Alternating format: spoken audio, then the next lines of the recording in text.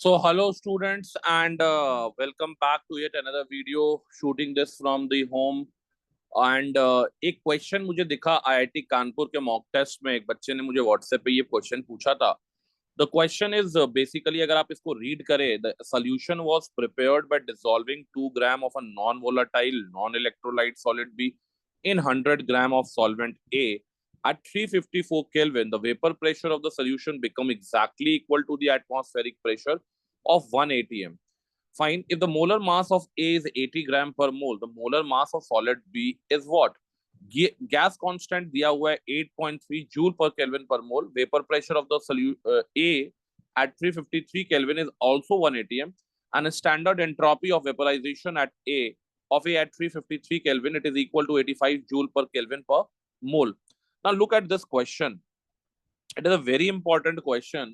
अगर हम लोग लिक्विड सोल्यूशन में कितना भी ये करके पढ़े हैं तो ये बहुत ज्यादा इंपॉर्टेंट क्वेश्चन हो जाता है, क्योंकि इसमें काफी ज्यादा इंपॉर्टेंट कॉन्सेप्ट आपके लगे हुए हैं। सबसे पहले अगर आप लोग यहाँ पे बात करें कि यहाँ पे वेट ऑफ सल्यूट जो है, ये वेट ऑफ सल्यूट कितना दे रखा है, तो वेट ऑफ सल्यूट बेटा दे रखा है 2 ग्राम, ठीक है।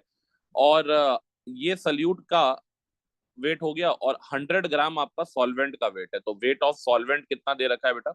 वेट ऑफ सॉल्वेंट आपका दे रखा है 80 gram, sorry 100 gram. Weight of solvent दे रखा है 100 ग्राम, ठीक है। वेट ऑफ सॉल्वेंट कितना दे रखा है? 100 ग्राम दे रखा है। 354 केल्विन पे बोल रहा है कि vapour pressure of the solution become exactly equal to atmospheric pressure. इसका मतलब यही हो जाता है कि जो boiling point of the solution है, boiling point of the solution है, ये आपका 353 केल्विन है, क्योंकि इसी पे एटमॉस्फेरिक प्रेशर के बराबर हो रहा है। तो this is equal to 354 kelvin. And boiling point अगर आप देखें, pressure of A at 353 kelvin भी 1 atm है, यानी कि boiling point of pure solvent, it is equal to 353 kelvin. तो यहां से हम लोग का क्या निकल रहा है? elevation in boiling point, that is delta TB, and it is coming out to be 1। अब आप देखिए यहाँ पे एक चीज आपको लगाना है, and that is nothing but Clausius Clapeyron equation आपको यहाँ पे यूज करना है। क्लाउसियस क्लैपेरॉन इक्वेशन क्या बोलता है कि ln P2 by P1 it is equal to del H vaporization by R, और ये आ जाएगा T2 minus T1 divided by T1 into T2। अब यहाँ पे हम लोग क्या कर रहे हैं कि वेपर प्रेशर ऑफ सोल्यूशन जो है एट 353 केल्विन, ये हम लोग को दे रखा है 1।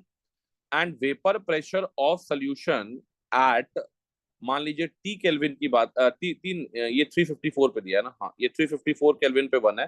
एट 353 केल्विन पे अगर हम लोग बात करें तो इट इज पी मान लेते हैं हम लोग। तो अगर मैं ln 1 बाय पी लगाऊं, इसको लिख देता हूं delta H vaporization by R. T2 minus T1 ऊपर आ गया डेल्टा TB, और नीचे में T1 T2, चूंकि बहुत ज्यादा का डिफरेंस नहीं है तो आप इक्वल भी मान सकते हैं, तो इसको मैं TB स्क्वायर मान लेता हूँ। अब देखिए यहाँ पे क्या है, ये डेरिवेशन में भी हम लोग मानते हैं अप्रोक्सीमेशन, TB और TB डैश को हम लोग क्या कर लेते हैं, बराबर मान लेते हैं। ln 1 बाई पी को हम लोग अगर थोड़ा सा एक्सपेंड करें, इसमें हम +1 -1 कर दें और इसको लिख दे ln 1 minus P by P plus 1। तो आप अगर 1 माइनस पी बाई पी को देखेंगे तो ये क्या है? ये कुछ नहीं है, ये P naught minus P S by P S है। और ये वैल्यू किसके बराबर आ रहा है? Small N by capital N के बराबर आ रहा है। If you are looking into this, ये स्मॉल एन बाई क्या आ रहा है? कैपिटल एन के बराबर आ रहा है। Now small N by capital N जो है, हम इसको रिप्लेस कर सकते हैं कि ln 1 बाय पी जो है, this is nothing but 1 plus N by N. अब n बाय एन जो है, n बाय एन जो है, ये बहुत छोटा है 1 से, तो हम लोग को पता है कि ln 1 प्लस एक्स को हम लोग क्या मान सकते हैं? x, अगर x मच लेस देन 1 है तो इसको भी हम लोग क्या मान लेंगे? Small N by capital N के बराबर मान लेंगे। तो स्मॉल एन कितना आ गया बेटा? 2 बाय इसका मोलर मास, और कैपिटल एन कितना आ गया बेटा? कैपिटल एन आ गया आपका 100, और इसका मोलर मास, सॉरी इसका मोलर मास दिया हुआ है 100 ग्राम ना, और मोलर मास 80 दिया हुआ है, तो मोलर मास कर लो 80, ठीक है। मोलर मास इसका 80 दिया है ना, एक मिनट, हाँ ए का मोलर मास 80 दिया है, और ये आ जाएगा तुम्हारा एन बाय एन का वैल्यू। इसको इक्वेट कर दो आप, delta H vaporization by TB जो होगा वो हो जाएगा delta S vaporization by R TB, और ऊपर में आ जाएगा ये तो 1 ही आ जाएगा, ठीक है। हम लोग को वैसे निकालना है कैपिटल एम, एक साइड ले जाओ, 2 इंटू 80 इंटू 8.3, और टीबी का जो वैल्यू है दैट इज सॉल्वेंट का बॉइलिंग पॉइंट दैट इज 353।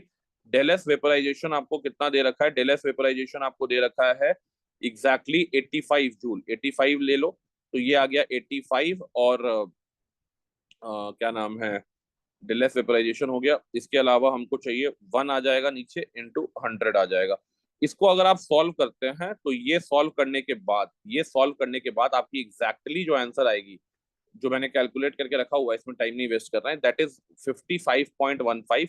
मतलब मॉलिक्यूलर वेट ऑफ, जो आपसे पूछा है सल्यूट का, ये यानी कि ए का जो मॉलिक्यूलर वेट पूछा है, ए का ना पूछा है मॉलिक्यूलर वेट, हाँ नहीं नहीं ए का नहीं, बी का पूछा है, sorry, molecular weight of solute ही पूछा है बट बी का पूछा है, तो ये आ जाएगा आपका 55.15। तो such type of questions will going to help you in the JEE advanced preparations, and such questions are very rarely seen in all India test series of various coaching institutions. So I will request you to go through the IIT JEE mock test. मैंने 3 question के solution already बना दिए हैं, ठीक है, और भी questions मुझे लगेंगे कि कुछ अच्छे अच्छे क्वेश्चंस हैं, तो मैं वो क्वेश्चंस भी आपके इस चैनल पे ही डालता रहूंगा। तब तक के लिए बेटा बहुत अच्छा लगा। अगर आपको ऐसा क्वेश्चन और चाहिए, ऐसे क्वेश्चन जो कि आपको और इस तरह क्वेश्चन प्रैक्टिस करना है, आप कमेंट सेक्शन में लिख सकते हैं और वीडियो को बेटा लाइक कर सकते हैं, ठीक है। तब तक के लिए बेटा जय हिंद एंड जय भारत। मीटिंग को इन लोग यहीं पे एंड करते हैं। Thanks and love you all.